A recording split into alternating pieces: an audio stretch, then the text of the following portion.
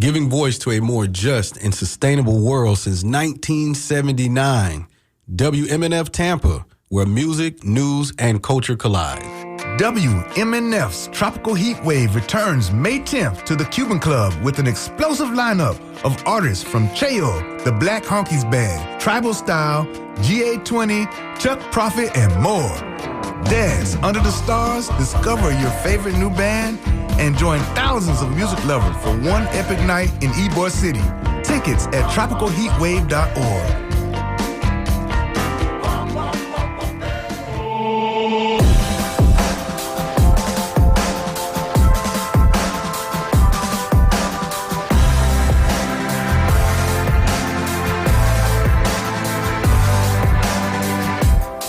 You are tuned to WMNF Radio 88.5 FM. This is the public affairs program called Community Speaks. And I'm your host, Patro Mabili. Today, we walk down her story lane, talking about the women in the Black Panther Party. Today is also International Transgender Day of Visibility. But first, the conclusion of the other moonshot, the story of the black aerospace engineers in Los Angeles who worked on the Apollo missions despite barely being allowed in the room. Antonius Rojitos talks to Joanne Higgins after the production. Last week, we started listening to a little-known history of black aerospace engineers. We listened to the story of Joanne's godfather, Charlie Cheatham. He had just been hired to work on the secret Defense Department weapons program called Hound Dog. Then, suddenly, he found himself being assigned to the Apollo rocket mission. He would be one of the three of the first black aerospace engineers who would be crucial in getting the United States to the moon. In this finale, we meet the two other engineers, Nathaniel Levert and Shelby Jacobs. So you want to keep it tuned for that history as the United States seed back at that time during the civil unrest in the 1960s. These three men in Los Angeles, they played a key role in getting the United States to the moon. And despite several stopgaps and hiccups, the moon landing is a monumental success, although many African Americans feel it's come at a cost to their progress. The discrimination Charlie, Nate, and Shelby faced at work finally makes it into government hearings, and the trio today reflect on their contributions to the space race, expressing their sense of pride and wonder, as well as unresolved wounds from the experience. And now, we're going to get to the conclusion of the other moonshot. You can write me, DJ at WMNF.org. And, of course, stay tuned. Later, we're going to hear more about the women of the Black Panther Party and about the International Transgender Day of Visibility, often simply the Trans Day of Visibility. So we're going to talk about all of that here on this March 31st, right here on WMNF. Community Speaks. Keep it tuned as we go to the other moonshot.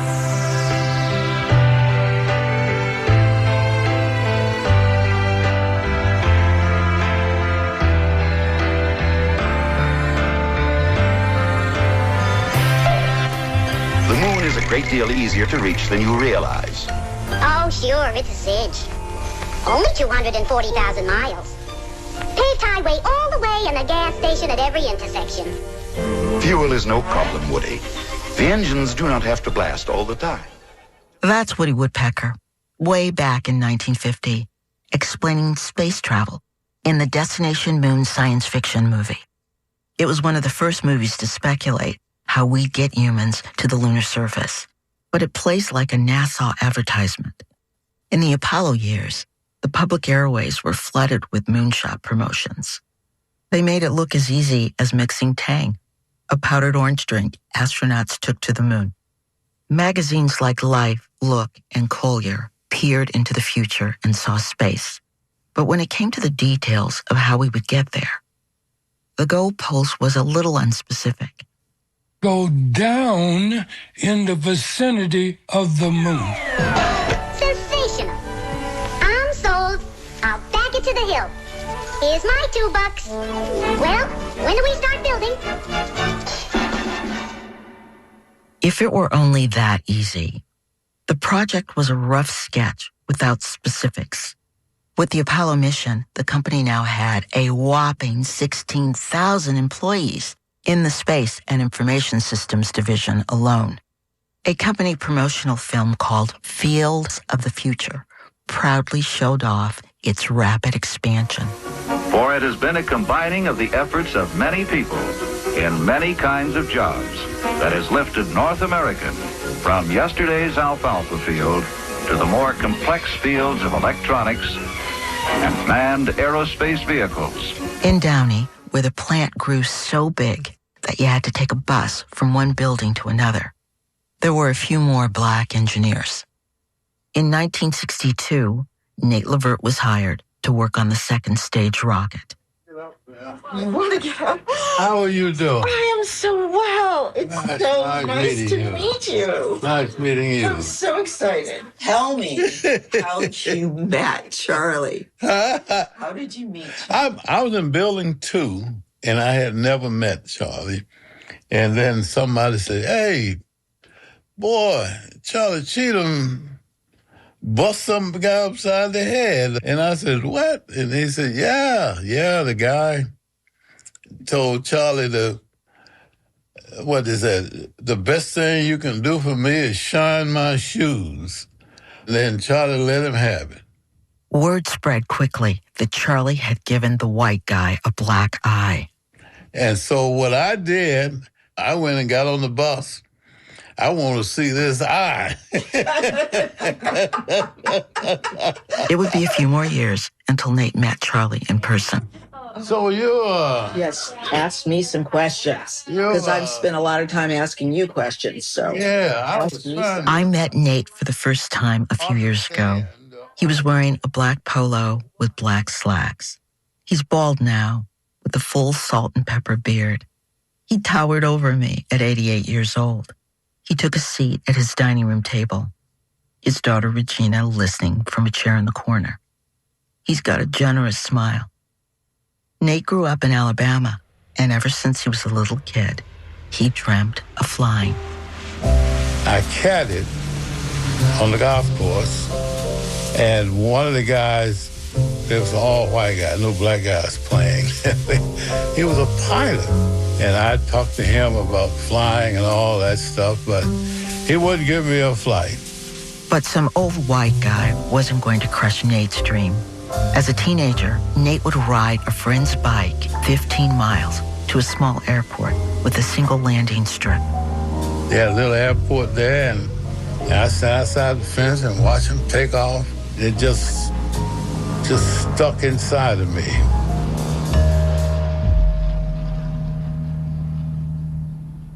After high school, Nate joined the Air Force. He lobbied to get into air traffic control, where there was a few other black airmen. Just before his 4-year term was up, Nate got a pass to travel. And I came down to Los Angeles and said, man, California's all right. And yes, tell me, what was your impression? Oh my goodness. It was so spread out. I said, boy, look at that. Nate wanted to go to college.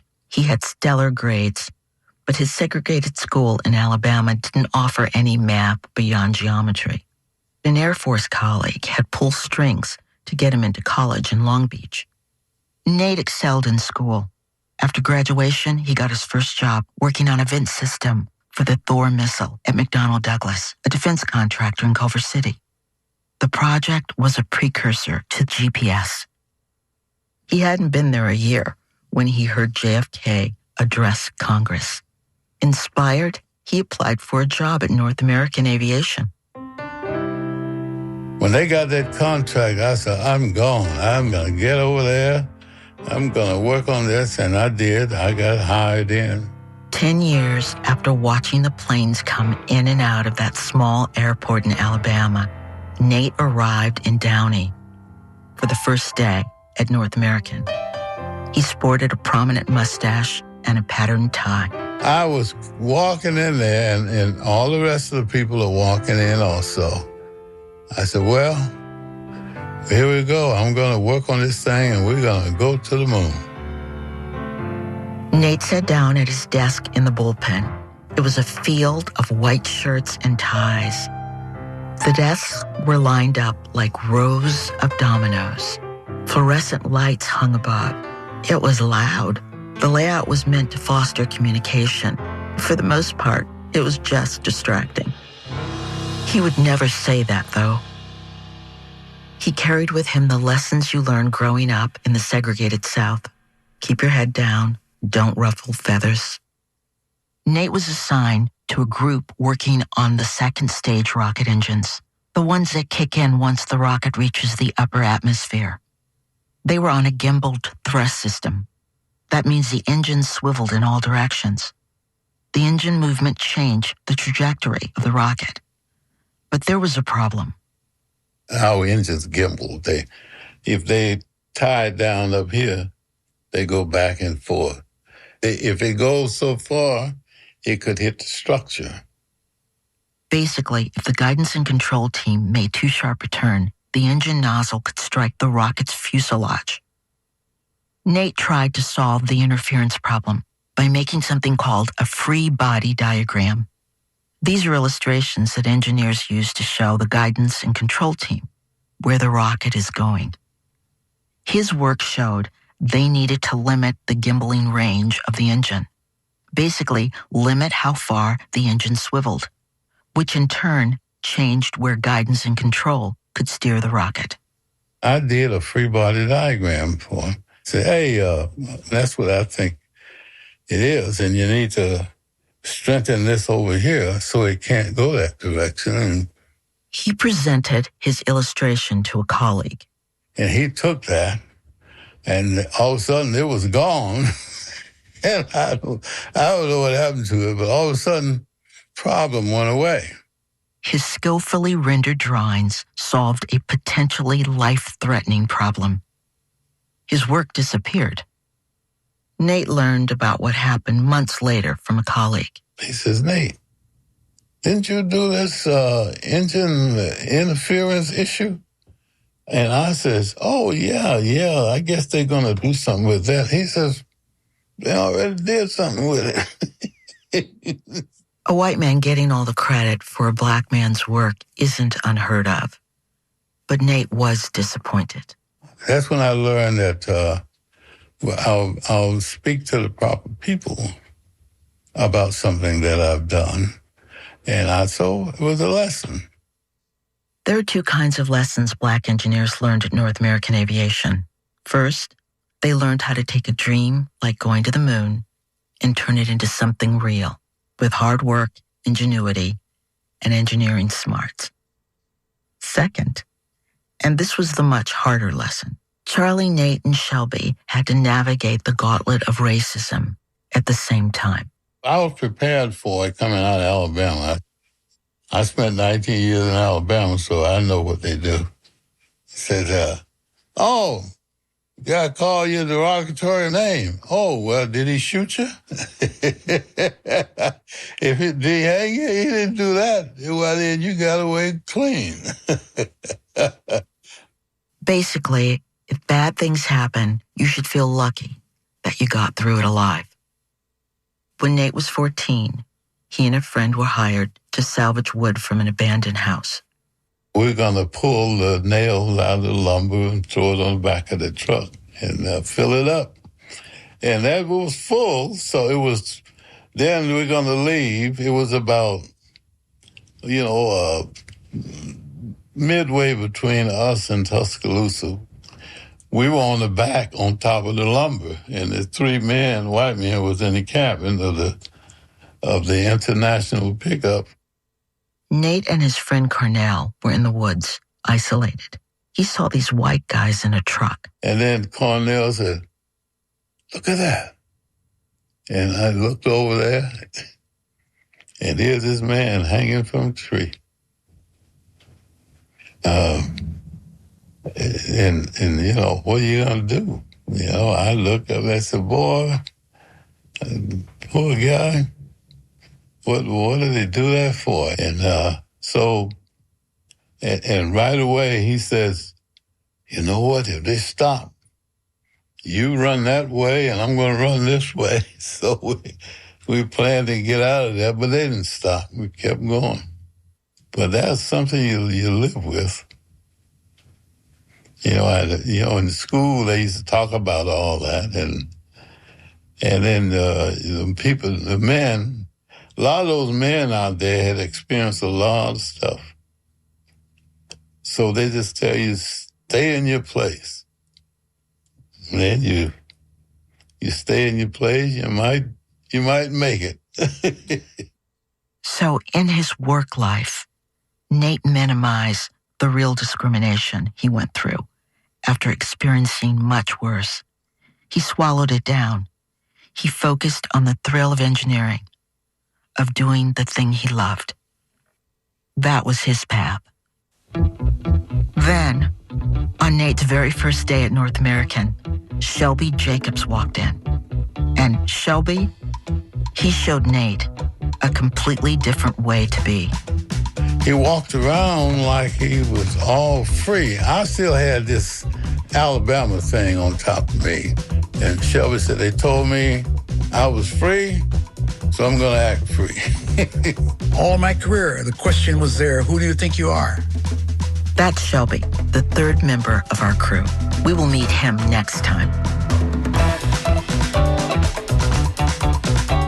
We're listening to The Other Moonshot here on Community Speaks. So lesson is the conclusion of episode 1 of The Other Moonshot. The podcast series has been in the works for years here at LAist Studios, and we're so excited to now be able to share it with listeners. To hear more about what was involved in the making of the series, I sat down with the host and executive producer, Joanne Higgins. We started off talking about how she connected with Nate Levert and Shelby Jacobs, the two colleagues of her godfather, Charlie Cheatham. Shelby, Joanne told me, was very willing to talk about his experiences. But Nate took some convincing. She explained what his hesitation was. That it was a long time ago, and no one would really be interested in what he did in the 1960s. But of course, you were very interested. Yes, and I had to convince him. I really did. It took a couple of months for me to get him to finally concede. When did you first know that you wanted to tell this story? When my godfather had ended up going to the hospital for just something minor, and I went to visit.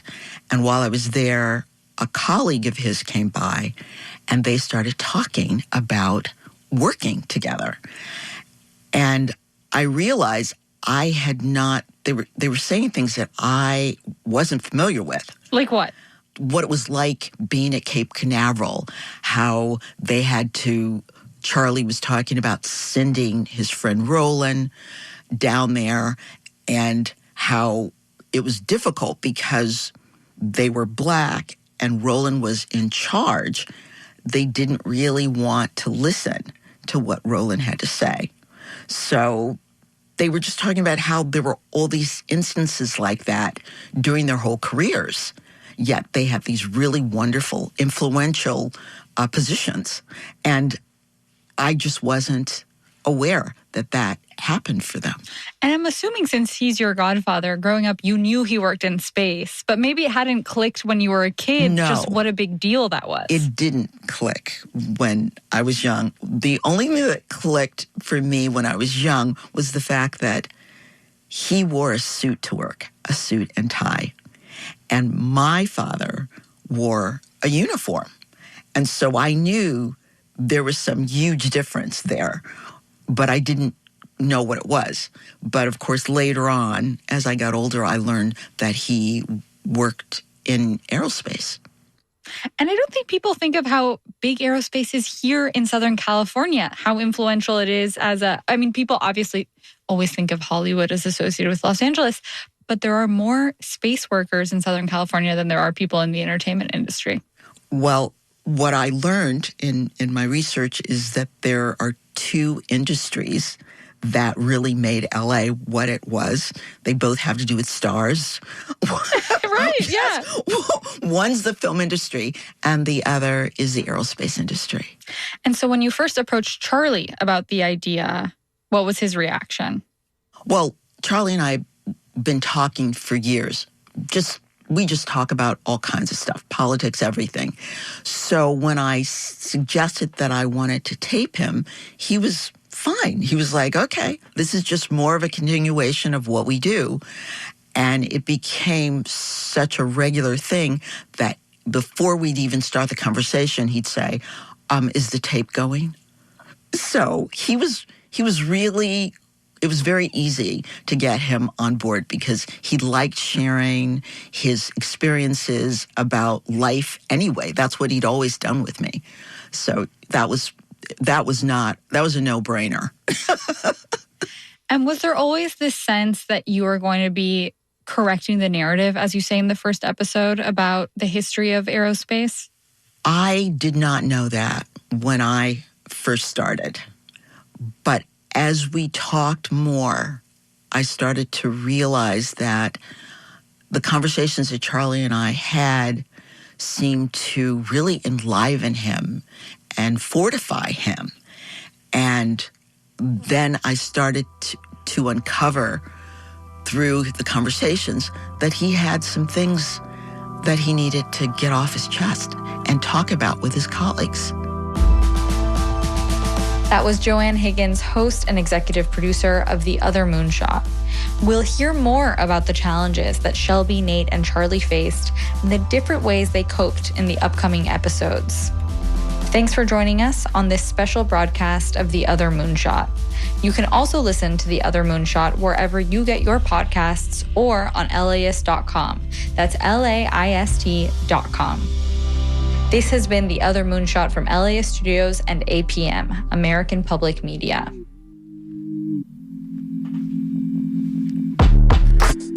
And I look forward to bringing Shelby's story to you. Shelby Jacob, who was the third aerospace engineer, black aerospace engineer that was crucial in getting us to the moon. And you don't want to miss Public Affairs tomorrow on Tuesday here at WMNF. You are tuned right now to Community Speaks. I'm your host, Patro Mobili. But tomorrow, after Democracy Now! At 9 o'clock, starting at 10 o'clock, the Tuesday Cafe comes your way with Sean. We're going to hear a debate in the Florida legislature about a bill to lower the age to purchase rifles to 18. Plus, Sean will speak with a demonstrator who protested against Elon Musk at a Tampa Tesla dealership. And at 11 o'clock Tuesday, we'll hear a talk about environmental justice by Maria Lopez Nunez. And at noon, Wide Awake America is going to be hosted by Nadine Smith. And of course, at 1 o'clock will be The Scoop, updates, news that's produced right here at WMNF. Today is International Transgender Day of Visibility. It's an annual event dedicated to celebrating transgender people, raising awareness of discrimination faced by transgender people, and acknowledging their contributions to society. The first International Transgender Day of Visibility was held on March 31st, 2009, and has since been spearheaded by the United States-based youth advocacy organization Trans Student Educational Resources. And so, looking at the history, this event was created by transgender activist Rachel Crandall Crocker of Michigan in 2009 as a reaction to the lack of LGBTQ plus recognition of transgender people, citing the frustration that the only well-known transgender-centered day was the Transgender Day of Remembrance, which mourned the murders of transgender people, but did not acknowledge and celebrate living members of the transgender community. President Barack Obama and Vice President Biden first acknowledged this day for the transgender community. However, at that time, no proclamation was signed. And I believe that happened later in 2014. So today we are recognizing the Transgender Day of Visibility and this moment of backlash, racist and homophobic backlash, and anti-trans. We've been seeing that politics, and we've seen it replicated state by state, especially in red states, including this state. And so it's a fight, and there are people who are trying to tell, we know that red states and the Republicans have turned their backs on the other, and that was a group, since they're only considered 1% of the population, that was an easy target to otherize. And so we here at WMNF, we do not throw the transgender community under the bus. So we're recognizing that today. We also, here on Community Speaks, we recognize women of the Black Panther Party. Here on this last day of Women's History Month, we will hear part of a documentary on the women in the Black Panther Party. So we get familiar with names like Kathleen Cleaver and Elaine Brown, these historic women who were very vocal, visible, and brought some great ideas to the party and to society. And so we're going to listen to a portion of that story. But keep it tuned. You are tuned to Community Speaks here on WMNF Tampa.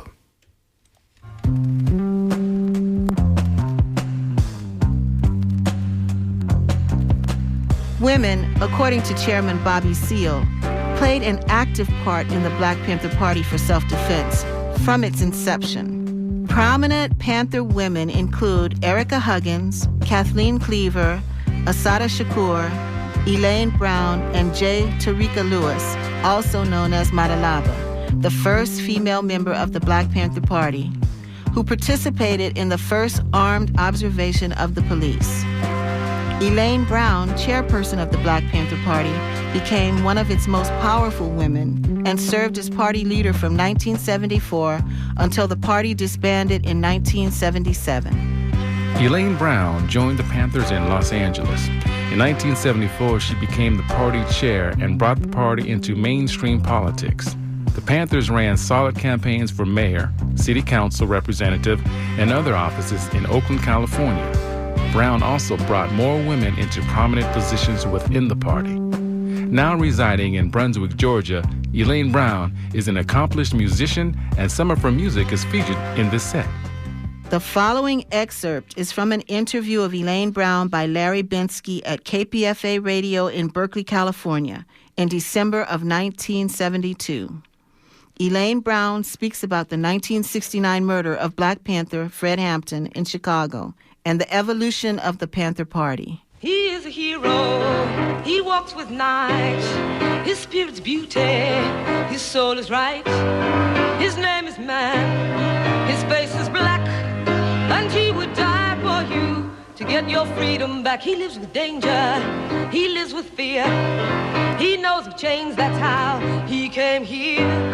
His life is hard, you know the facts, yet still he died for you to get your freedom back. When will you decide to know him, to show him that you understand? It's the least that you can say to the man as he passes your way. You tell him easy, you said behave, and yet you can't see that you're a slave. He asks your help, no answer back to a man who died to get your freedom back. When will you decide to know him, to show him that you understand? It's the least that you can say to the man as he passes your way. You tell him easy, you say behave, and yet you can't see that you're a slave. He asks your help, no answer back to a man who died to get your freedom back.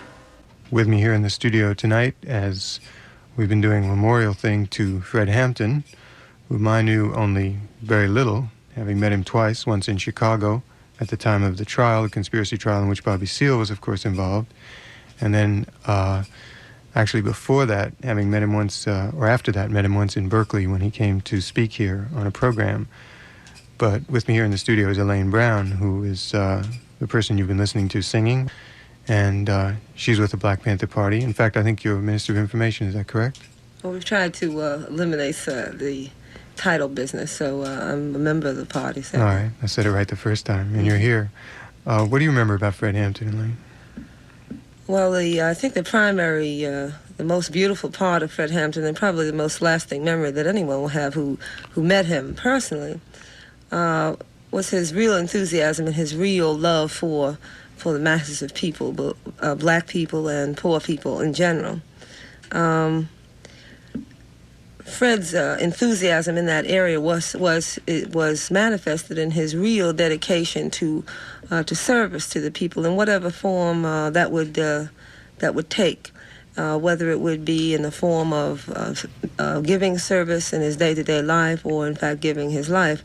I don't think that Fred hesitated at all, and this was a real part of Fred Hampton that many people would look at a person and say, well, does he really mean that? And when you know Fred Hampton, then you knew that he really meant it, that there was no way that the law enforcement agencies could continue to allow Fred Hampton to speak out in whatever manner they would choose, because Fred Hampton represented not only the black community, but really the needs and the desires of all poor people, and he was capable of articulating those needs and desires, and capable of working in every way possible to see to it that we really would receive the things that we need and want.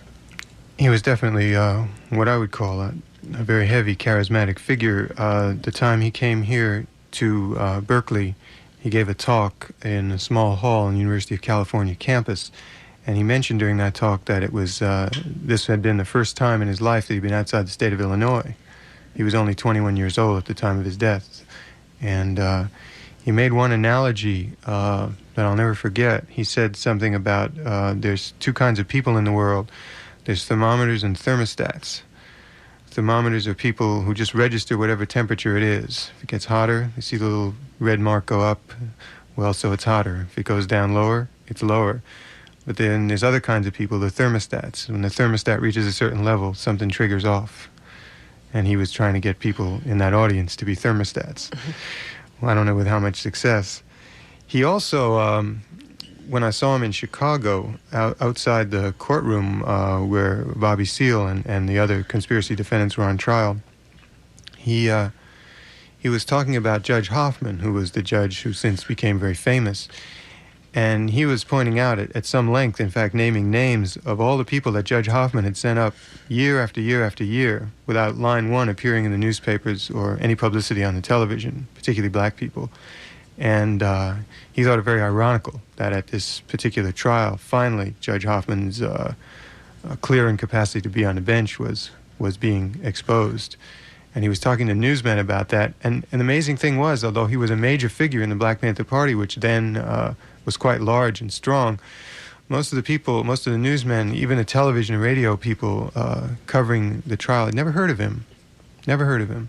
And when I went back to look up in newspapers today to see what had happened on the anniversary of his death the last 2 years, and also check out some of the details of the case, the Chicago papers still don't mention it much.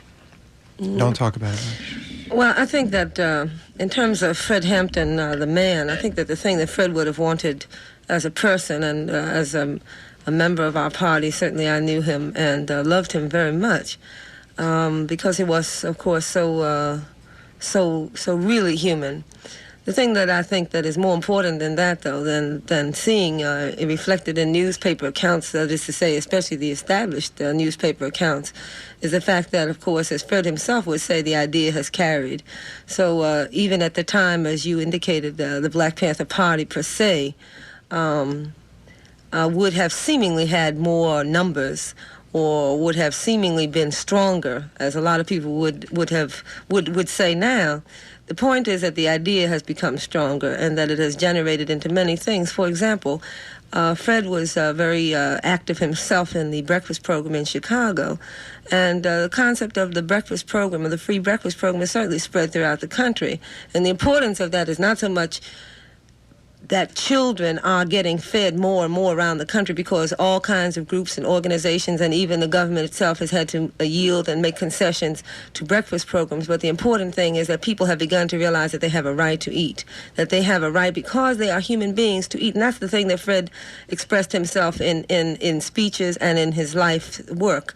And that is that the idea cannot be killed and that the idea goes on. So whether you're talking about Fred Hampton or about the Black Panther Party in particular, the important thing is that the ideas have gone on, and they cannot wipe that away from the established press because the established press will not carry history; the people will. So I think that is the important thing that's happened, and the party has certainly been able, along with black people, with all black people and all poor people, been able to spread that concept throughout this country, where people thought at one time, just dogmatically almost, that in order for you to eat, you have to work, you have to do a certain number of things. And I think people are beginning to realize that there are some things that you must have in order to live every day, to survive every day, that you have to have, and that any time a person gives you puts a price on those things that you need, then they're putting a price on your life and have no right to do that. So I think that Fred Hampton's ideas, as well as the party's ideas, as well as the ideas among of other people, have been able to spread far beyond what was written in the Chicago press at the time of the trial or the time of Fred's death. The murder of Fred Hampton and if I remember correctly, there were a few more incidents like that shortly afterward, but they did stop in the beginning of 1970. Do you think that there was a conscious policy? Is it the party's interpretation that there was a conscious policy that things had gotten too outrageous and they couldn't keep shooting people in their sleep and things like that? Or was it a change in the party's direction which caused the oppression to perhaps shift to a different direction? Well, I don't think necessarily, absolutely any of those things. First of all, the party's direction hadn't necessarily shifted to any great degree in 1970. I think that the shift that many people referred to would more accurately be placed in 1971 and thereon. But I think that what happened is, I don't necessarily think also that there was a conscious effort on the part of the police and those people that are in power in this country to suddenly stop killing members of the Black Panther Party. For one thing, it was becoming not too beneficial because people were rallying around every time one of our members would be killed. There were more and more people becoming more and more sympathetic to the ideas of the party. And secondly, I think that they began to realize that that particular tactic at that particular time was not advantageous to their own continuation. And I don't think that they were necessarily as calculated enough and able enough to foresee that, because if they had, of course, they wouldn't have continued in that pattern for so long. I think that now, of course, the kind of silence that some people see is not at all silence, but in other words, a change in strategy and tactics on the part of the police and the power structure in general. I'm going to ask you a personal question, and interviewing you before, I haven't had much success in getting response to these, but I'll try again. Are you personally and the people close to you as afraid for your lives as you were in those years? Because you were very heavily into the struggle then, as you still are. Do you personally feel as menaced? Well, I feel probably more menaced, if you put it, menaced now than probably ever before. The thing that's interesting is that, you see, people, I think in 67, 68, and 69, in the years when probably some of the most overtly vicious things were happening to particular individuals in the party, people began to, view that as a real threat to every single person in the party. Certainly there was a threat. In Los Angeles, which is the city in which I joined the party, we had the outstanding distinction of having more deaths in our chapter than all of the other chapters put together. And so I have attended many, many funerals, thinking that each time the next one would be my own. There was definitely that kind of immediate personal danger, or the feeling of that kind of impending danger. But as I say, and now, at this point, as you know, Bobby Seale and myself are involved in the electoral farce. Well, we're involved in the elections that will be coming up in April in Oakland, the city of Oakland here in California. And Right, you're I running think for city that what council. people have, people that call themselves revolutionaries or leftists, have a romantic view of what is dangerous and what isn't dangerous. Guns being pointed at your head in the open, or being pointed at your head from behind, from behind a door, don't have any less effect. In other words, when the bullets are fired toward your head, you'll still be dead, you know. I think that there is certainly a great deal of danger involved in this election, because the real possibility of Bobby Seale becoming mayor of this city, and of Elaine Brown becoming the city of Oakland, that is, and Elaine Brown becoming a city councilwoman, has presented the kind of threat to the power structure that at this point is almost back against the wall about, because we have participated and built a people's machine throughout the years of the various ways in which we've involved ourselves in struggling in the interest of the people. We have built up that kind of machine, and particularly in the city of Oakland, where we have established a base. I think that the power structure of Oakland, which is an interesting power structure, and certainly obviously part of the large U.S. power structure, which is really in control of the world, if you want to go into all of that, that I think that they are in real fear that we will win, and in real fear that in winning we will expose information, because again, that's the key thing. If people know things, then of course they'll be able to act on those things. And I think that if we become the tools through which people can get more information about their lives and how they can concretely implement their needs and desires, I think this is a true threat, and I think that this has presented probably a greater threat from on the part of the party per se, in behalf of the people, to the power structure, than probably any other particular thing that we've been involved in so far. So that certainly I feel personally I'm not looking forward to any type of dangerous thing, or not looking forward to getting killed, anything like that. But certainly I see that possibility, and I have apprehension about it, to say the least. So that does exist in our lives, but of course it has existed for so long that it becomes almost second nature. The Oakland City Council is a... Excuse me, I want to say one thing about Sure. that. You played part of a tape that Fred himself had made, and he said in there, he said, you know, I'm going to die for the people. And Fred used to say very often he didn't intend to die in a car accident or fall down on the ice, or did he intend to die in a plane accident, that he knew that he would die for the people. Huey Newton has written a book called To Die for the People, and the same concept has always existed in our party. The only difference is that we know that we're all going to die, you know, anyway. You know, we already know that by the fact of birth. So that it's just a question of whether you will die for the people or die for the reactionaries. And so that's always a conscious, we're always conscious of that, and so it becomes sort of an aside to the things that you know you have to do, because the individual is still not beyond all of the people that have already died and suffered for so long. So we're only talking about being instruments that will change things, so that people won't have to talk about dying and can talk more about living. Brown Lane, something I meant to ask you about before. Your record, Seize the Time, which we played a couple of cuts off, is now, what, 3 years old? Yes, I think it is. What happened to your music?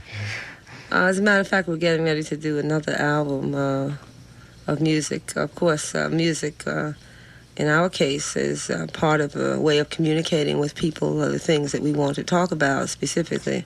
That is to say, the party. You wrote most, if not all, I think all. Did you write all? All. You wrote all the songs on that album. What would be the possibility of writing songs as a council candidate?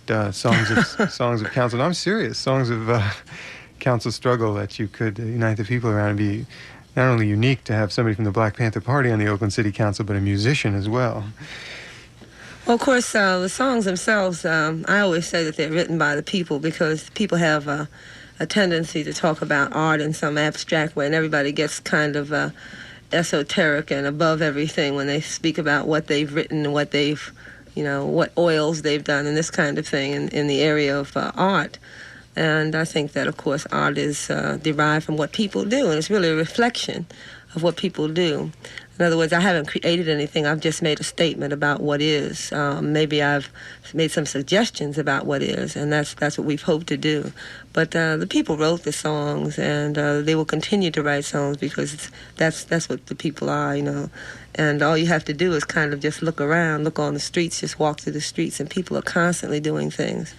Emory Douglas, who, as everyone knows, is an artist, draws very beautifully. He kind of sometimes sits and looks out the window at people and draws the back page of the Panther paper just from the people in our community, because the people are the art and the art is the people. In other words, it's just that we are the instruments that kind of tell the story and chronicle the events.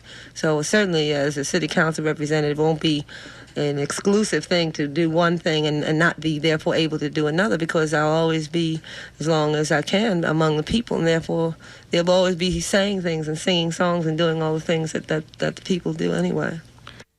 We originally started out talking about Fred Hampton, and we seem to have gotten into a lot of other things, which I suppose is appropriate because little I knew Fred Hampton, I'm sure he wouldn't want us sitting around here telling eulogy stories and crying about his death. I'm sure he'd much rather we were talking about positive things that people were doing. I think you're right, especially in the case of Bobby Seale. As you probably know because you were in Chicago, Bobby and Fred had a kind of particular closeness, above a lot of other things. And I think that Fred would be very happy today to know, first of all, that Bobby has been rescued by the people from the hands of the pigs from New Haven, and is back at the home base here and building a new base and building something new and more progressive than Fred had known at the time that he was alive. I think that that's one thing that he would be very very happy personally about. They were very close, as I say, and Fred had a real love for Bobby. Some of the charisma that you spoke about in terms of Fred was his listening to Bobby Seale speak and watching, because Bobby, of course, has the same kind of real and genuine love for everybody. I mean, he's always, wanting to, people that are hungry.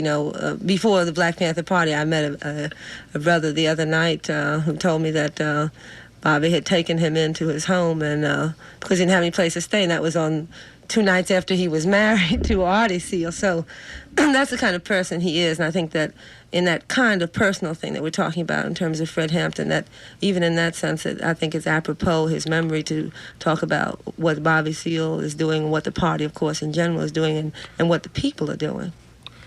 Would also be the Black Panther Party, for some strange reason, because there's a lot of news articles that appear in the newspaper, the Black Panther, that never get touched by the straight press at all.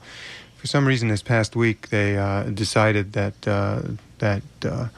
it was time to break a story that you were trying to patch up the differences between the Eldridge Cleaver faction and the Huey Newton faction. What do you have to say about that? Well, I don't think that there was a question of patching up, because that was, of course, that's already indicative of the line that they blew in the first place. And when I say they, of course, I mean, again, the establishment, those people that are in control of the money and therefore the media and everything else. What we were saying when we said that justice for Eldridge Cleaver is what we would say for anyone, and we wanted people to be clear that the Black Panther Party, because of the ideological differences that we had with Eldridge Cleaver, does not mean that we will say that Eldridge therefore deserves to be in the hands of the pigs. Eldridge is still part of the oppressed community, as he has been, and he still deserves a trial. If he's done something that is wrong, then the people will have to decide that. If there's a trial to be had, then the people will have to have that trial. But we say that we will stand between Eldridge and the power structure, just like we would between any other person in the power structure, to see to it that they really receive justice, and not pig justice, not the power structure's form of justice, but the kind of justice that only the people can mete out. So that regardless as to ideological differences, we're saying that Eldridge Cleaver does not deserve to be thrown back into a jail, and that his appeal to come back into the United States and receive a fair trial should certainly be heeded. Do you have any information indicating that that's what's going to happen? I haven't any information on it at all, no. The Black Panther Party active in further investigations in support of the people who were involved in that day at San Quentin Prison? Oh, of course. Of course, as you know, or maybe you don't know, Johnny Spain is a member of our party, as well as Hugo Pinell. Those are two of the people that are part of what is now called the San Quentin Six. Six brothers who are on trial for, well, literally they're charged with murder and attempted murder and all kinds of course, the usual charges, conspiracy charges. Interestingly enough, and even from a legal standpoint, they have not been charged specifically with having killed anyone. They have been charged with conspiring to carry out certain acts, even though they may not have carried out those acts. They can suffer, and now, of course, since Californians in general, those people who went to the polls, that is, voted to have the death penalty maintained in the state of California, then I certainly think that the San Quentin Six are faced with the possibility of being convicted and getting the death penalty, and our party has been working very hard to try to avert that. By the way, I would like to say, just for the people who are in Oakland, since we're running in the city of Oakland, the Oakland voters overwhelmingly voted to defeat Proposition 17. And so I think that even though there were other counties and other cities of people who went to the polls, and of course that doesn't mean everyone, and people get some sort of an idea that by electoral vote you're talking about every single person. But those people who went to the polls, unfortunately, in California were not educated enough as to what kind of barbarism exists in legally saying that that the state has a right to another person's life. I'm glad to hear you mention that about those who went to the polls, because one of the things I talk about a lot about the election is that the percentage of eligible people who voted in that election was really quite small. I'm talking about the presidential election, and even less on the propositions in California. What do you, as somebody who's running for office, how are you going to overcome that? I think you would find, if you investigated it, that fewer than 50%, and probably a lot fewer than 50% of the potential eligible voters in North Oakland participated in that election, and it's likely to be less in April. I don't think that it will be less. I think that, in fact, we'll see probably the greatest voter turnout ever in the April elections. Of course, you realize that the Oakland election has become a national issue by virtue of the fact that the Black Panther Party is involved in it, particularly Bobby Seale. So that I think that even that alone, that point alone will cause more people to at least be conscious. Oakland elections, just as you mentioned, you went to the Oakland City Council and saw a group of the most conservative, to put it mildly, men sitting there deciding things about people's lives in Oakland. Oakland elections in general have almost gone unnoticed in terms of city elections by the people in Oakland. Going down historic lane, her story, that was an interview by Elaine Brown. Elaine Brown was a member of the Black Panther Party, and just having some historical perspective. She ran for office in Oakland, California years ago, but today she's the chief operating officer of World Enterprises, which she founded in 2014. She left the Black Panther Party. There was some issues of sexism, and she mentioned also in that interview Eldridge Cleaver. Eldridge Cleaver did return to the United States. He joined the Black Panther Party before being kicked out in 1971, but he did return. He faced some charges for a shootout in 1968, but he returned to the United States in 1975. And there's a lot to learn about that particular history, but this was a focus on the women of the Black Panther Party. So it was important to understand their history as well in this male-dominated party. We were listening to a lot of stories today here on Community Speaks, and hopefully next week we'll take your telephone calls again, but we're sharing historical stories just to put our country and this country's history in perspective, especially women's history. We talked earlier about today being Transgender Day. I mentioned that there was no proclamation signed in 2009, but in 2021, President Joe Biden did sign the proclamation for a Transgender Day of Visibility, which is today. And We got some emails. There's some people who said this is just wrong that on the last day of Women's History Month it's Transgender Day of Visibility, and that's just wrong because that's another example of men holding women back. But why can't it just be about solidarity? But this has been Community Speaks, and we'll talk more about all of those issues going forward. But we want to go ahead and get on out and make room for It's the Music Monday. We're going to get back to the music. Of course, join us tomorrow. There's going to be more public affairs coming your way. And as I mentioned earlier, there's going to be a great discussion on the Tuesday Cafe with Sean Canan. But right now, we're going to get some information from the scoop, and then we get back to the music. This has been Community Speaks. My name is